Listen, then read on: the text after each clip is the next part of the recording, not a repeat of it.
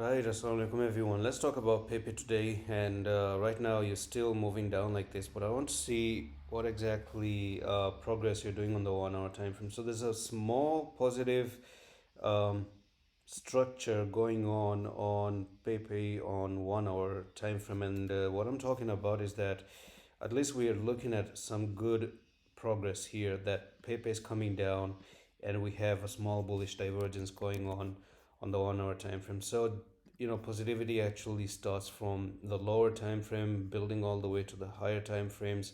Some people may say this and that, and yeah, so what you're doing right now is still, it's still hard to say that Pepe is going to be dropping down big time and this and that, because this could just be nothing more than consolidation going on for Pepe right now. And I want to see if there's anything that we did yesterday, how we closed on the daily time frame. So here's how you pretty much close the daily time frame. Now, unfortunately, what I do see is three black crows. Now, this is of course bad because you're printing in three red candles back to back and you're moving to the downside. So, is there any chance or any pattern that we can actually look at that tells us that Pepe is ready to fall to the downside?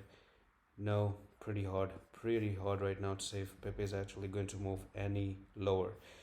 So I want to really draw some trend lines here. Maybe perhaps this is one little bit of support that you have, because as far as I'm concerned, well, that does look like one touch here and a move up, one touch there, move up, and you're actually coming down to get that support one more time. So this trend line is pretty much an accurate one, hopefully. But if you start to close below the trend line, then you probably could be looking for a technical target from there to there, and we could be looking at move to the downside, and that's going to be all the way to 3663. So it's all about maintaining this trend line. Let's hope you don't lose, retest, get rejection, and then drop to the downside.